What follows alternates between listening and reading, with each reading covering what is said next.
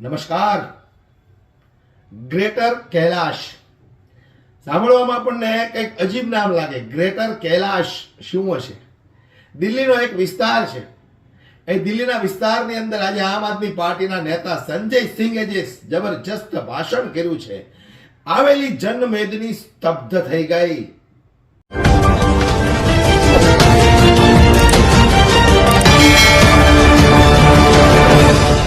કહેવાય ને કે કોઈની ગર્જના એવી હોય ખુલ્લા મંચ પરથી કે પાંદડા હલતા હોય ને તો એ પણ થોડી વાર માટે થંભી જાય. ત્યારે આજે જે રીતે સંજય સિંહે ખુલ્લા મંચ પરથી ભારતીય જનતા પાર્ટીની વગર સાબુએ જે ધુલાઈ કરી છે, એ ભાષણ આપણે સંપૂર્ણ સાંભળવું છે દોસ્તો. જ્યારે સંજય સિંહ ભારતીય જનતા પાર્ટીની ધુલાઈ કરવા ઉપર આવી જાય છે, ત્યારે કહેવાય કે બ્રેક વગરની ગાડી. જે રીતે સંજય સિંહ એક પછી એક ખુલાસા કરે છે અને જે ભારતીય જનતા પાર્ટીના કહેવાય ને કે ધોતિયા ઢીલા કરે છે, એવી જ રીતે આજે સંજય સિંહે ખુલ્લા મંચ પરથી જે સાવજ જેવી દહાડ કરી અને આ ભારતીય જનતા પાર્ટીના ધજિયા ઉડાવી નાખ્યા છે. દોસ્તો, હું તમને એ સંપૂર્ણ વિડીયો સંભળાવવાનો છું. આમ આદમી પાર્ટીના નેતા સંજય સિંહ ગ્રેટર કૈલાશ નગરની અંદર જે જબરજસ્ત ભાષણ કર્યું છે, અને એ ભાષણ સાંભળતી વખતે ત્યાં એકઠી થયેલી જનતા પોતાનું ભાન ભૂલી અને સંજય સિંહને સાંભળવા માટે કેવી સ્તબ્ધ થઈ ગઈ છે. આવો આપણે સાંભળીએ, પણ થોડો સમય કાઢી અને વિડીયો પૂરો સાંભળી લેજો. દિલ્હીની અંદર જે ચૂંટણી ચાલી રહી છે એના પલે પલના સમાચાર અમારી યુટ્યુબ ચેનલ જોવા માટે, અમારી યુટ્યુબ ચેનલ પર જોવા માટે અમારી યુટ્યુબ ચેનલને સબસ્ક્રાઇબ પણ સાથે સાથે કરી લેજો. આવો આપણે સાંભળીએ સંજય સિંહ શું બોલ્યા છે. गलत तो नहीं कह रहा हूं? मैं जेल में था, टीवी देख रहा था, केजरीवाल जी की गिरफ्तारी होने के लिए ईडी वाले पहुंच गए. सबसे पहला आदमी कौन पहुंचा वहां पे? कौन पहुंचा वहां पे? कौन पहुंचा सबसे पहला?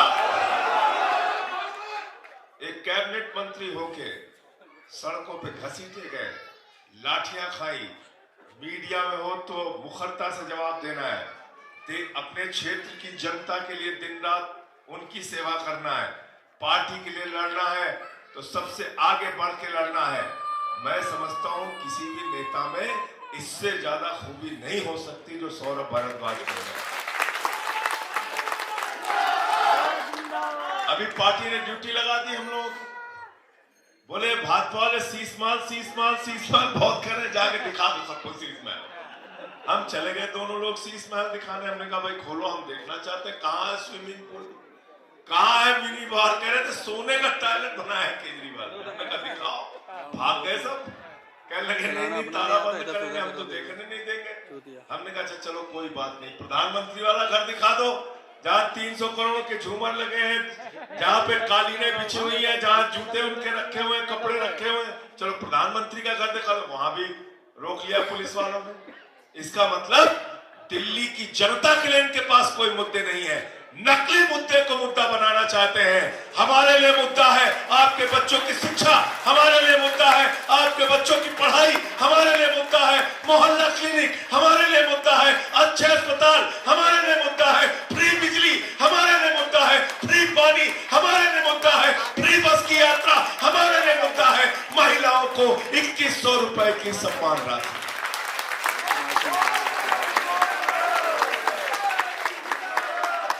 गलत तो नहीं कह रहा हूं? गलत तो नहीं कह रहा हूं? हमारे किसी नेता को आप देखते हो उल्टी सीधी फालतू की बात करते हुए? बहुत पहलवान जुटाए गए. पहले बोले भाई स्मृति ईरानी लड़ेंगी सौरभ भारद्वाज के खिलाफ. स्मृति ईरानी बोले भाई सबसे लड़ सकते, सौरभ भारद्वाज से नहीं लड़ पाएंगे. छोड़ के मैदान भाग गई. अब रोकियो मत इसको, चलने दियो. फिर बोले मीनाक्षी लेखी लड़ेंगी, मीनाक्षी लेखी लड़ेंगी, मीनाक्षी लेखी लड़ेंगी. वो छोड़ के भाग गई. फिर सिखारा जी को लड़ा दिया इन्होंने. तो कोई बात नहीं. अच्छी बात यह है कि यहां पर दलों की दीवारें टूट गई हैं.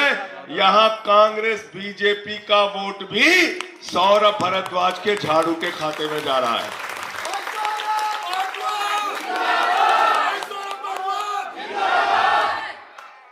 और दूसरी बात मैं कहना चाहूंगा, काम का मूल्यांकन करके वोट दीजिएगा। दिल्ली पढ़े लिखे लोगों की जगह है, या फालतू की बात मत कीजिए। अभी आए थे बाबा जी, योगी जी, कह रहे हैं दिल्ली के स्कूल जर्जर बने हुए। मैंने कहा ऐसे कॉमेडियन ने आपका भाषण लिख दिया? किसने लिखा भाषण? अगर दिल्ली के स्कूलों के बारे में आप कहोगे कि जर्जर है स्कूल, कौन मानेगा आपकी बात? कौन यकीन करेगा आपके ऊपर? अभी पत्रकार हमसे कह रहे थे उनके नीचे लिखा हुआ था बटोगे तो कटोगे।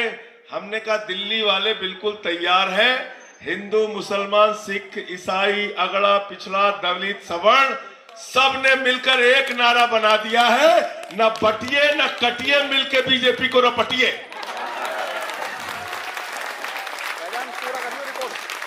ठीक है ना?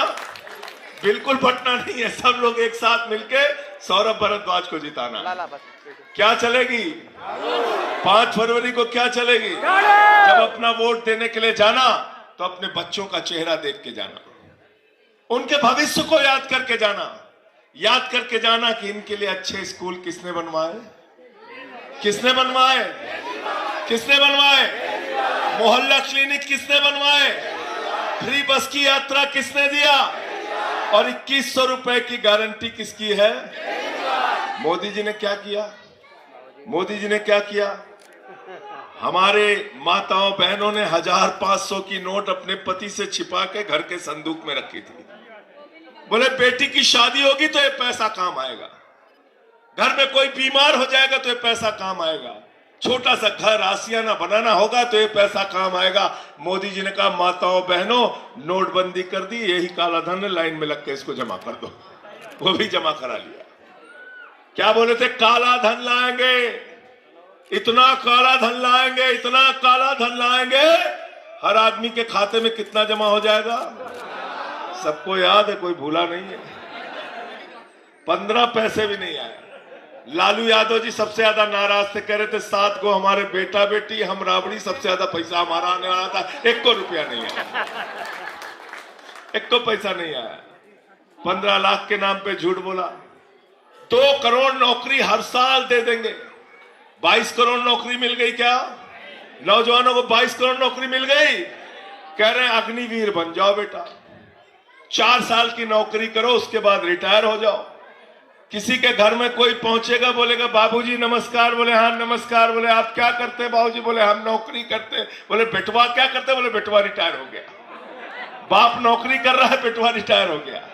ये अग्निवीर योजना, ये अग्निवीर योजना। मैंने कहा मोदी जी आपका भतीजा जैसा, जिसको बल्ला पकड़ना नहीं आता, वो बीसीसीआई का चेयरमैन बनेगा और हमारे घर के बच्चे 4 साल में रिटायर हो जाएंगे, ये व्यवस्था हमें मंजूर।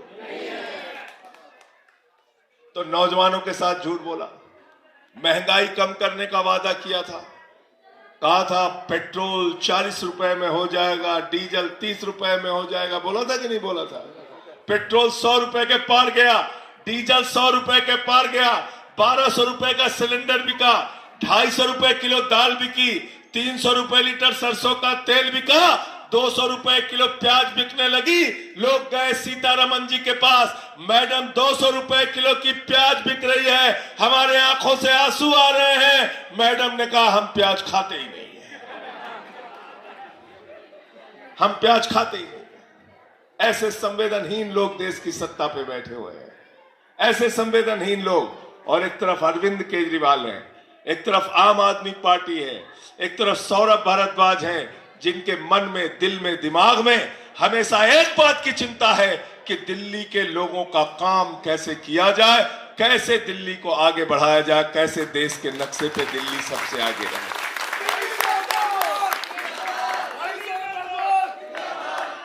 अभी इनका संकल्प पत्र आया है।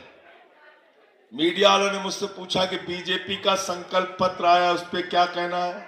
मैंने कहा आपने पढ़ा? बोले हाँ पढ़ा। मैंने कहा उसमें क्या लिखा है? तो बोले उसमें लिखा है जो केजरीवाल कर रहा है वही हम भी करेंगे। जो केजरीवाल कर रहे हैं वही हम भी करेंगे। तो मैंने कहा भाई जब ओरिजिनल केजरीवाल मौजूद है तो डुप्लीकेट चाइना माल की जरूरत क्या है? क्या माल की जरूरत है? चाइनीज माल की जरूरत क्या है भाई? कोई जरूरत है क्या? कोई जरूरत है? केजरीवाल पे भरोसा है ना? केजरीवाल पे भरोसा है ना? बीजेपी ने आपकी हर योजना का विरोध किया, हर योजना का विरोध। मैं आपसे पूछ रहा हूं, ईमानदारी से बताइएगा, बिजली फ्री किया तो विरोध किसने किया?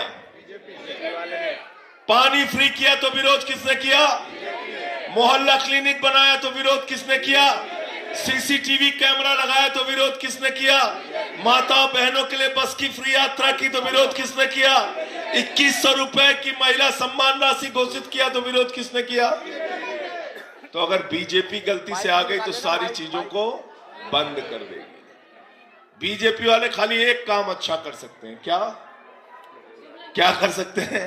झुग्गी तोड़वाने का काम कर सकते हैं, गरीब को उजाड़ने का काम कर सकते हैं, महंगाई देश में बढ़ाने का काम कर सकते हैं, और कुछ ना मिले तो आपस में सबको झगड़ा करा दो, झगड़ा कराने का काम कर सकते हैं, और झूठ बोलने का काम कर सकते हैं। झूठ तो प्रधानमंत्री जी ऐसे बोलते हैं, मैं तो उनके बारे में कहता हूं कि प्रधानमंत्री में कोई हुनर हो ना हो, गंजे को भी कंघी बेच सकते हैं, इतना हुनर है उनको, इतना हुनर है।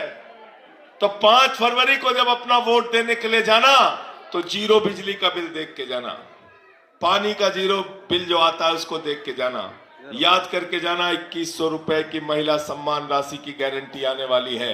और हमारे बुजुर्गों के लिए, जिनको कई बार उनके बच्चे छोड़ देते हैं कि बाप तो बूढ़ा हो गया है, इलाज कहां से कराएंगे, माँ बूढ़ी हो गई है, इलाज कहां से कराएंगे, अरविंद केजरीवाल और सौरभ भारद्वाज ने संकल्प लिया है कि 60 साल के ऊपर के बुजुर्गों के लिए इलाज में चाहे 1 लाख खर्चा होगा, चाहे 20 लाख, संजीवनी स्कीम के तहत पूरा इलाज फ्री होगा।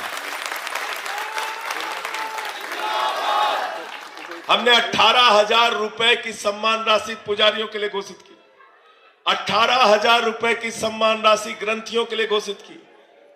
कह रहे हैं लोग चुनावी हिंदू है। मैंने कहा तुमने टेंडर ले रखा है हिंदू धर्म, दूसरे वाले तुमने हिंदू धर्म का ठेका ले रखा है।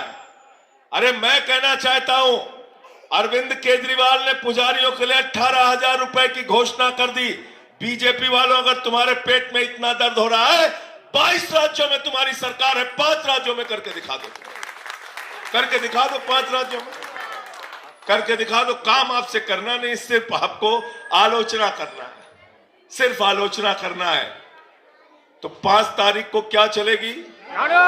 ईमानदारी से हमारा इनका चेहरा देख के मत बोलिएगा, आपके दिल में जो है वही बोलिएगा। सरकार किसकी बन रही है दिल्ली में?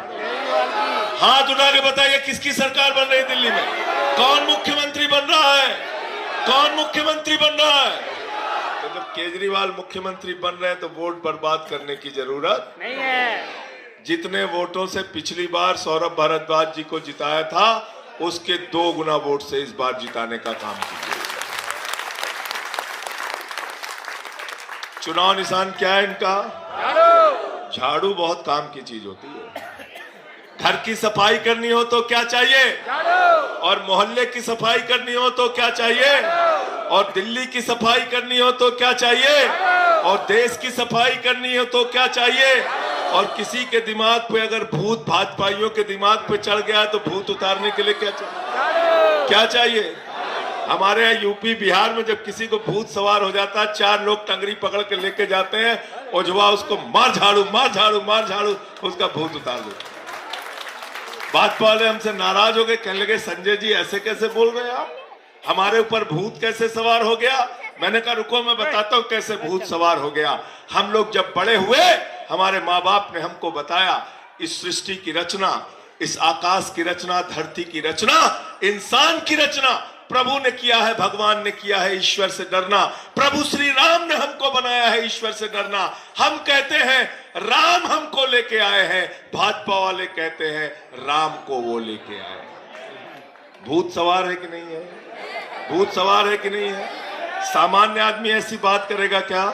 करेगा क्या? भगवान को इंसान ला सकता है क्या? इंसान भगवान को नहीं ला सकता, भगवान इंसान को लेके आए हैं।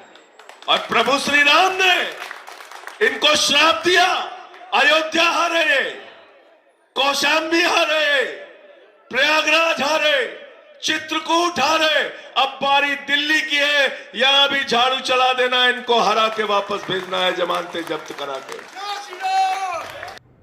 આ વિડીયોને વધુમાં વધુ શેર કરવાની જવાબદારી તમારી છે દોસ્તો. ભાષણ પસંદ આવ્યું હોય તો લાઈક કરવાનું ભૂલશો નહીં. અને તમારો શું મંતવ્ય છે સંજય સિંહે જે વાત કરી એ લઈને અને કોમેન્ટ બોક્સમાં કોમેન્ટ કરી જરૂરથી બતાવજો, કારણ કે તમારી લોકોની કોમેન્ટ પણ ખૂબ જરૂરી છે, જેનાથી અમને લોકોને ખ્યાલ આવે કે અમારા મિત્રો, અમારા સબસ્ક્રાઈબર શું પસંદ કરે છે. તો વિડીયોને વધુમાં વધુ શેર કરી અને દરેક લોકો સુધી પહોંચાડો. જય હિન્દ.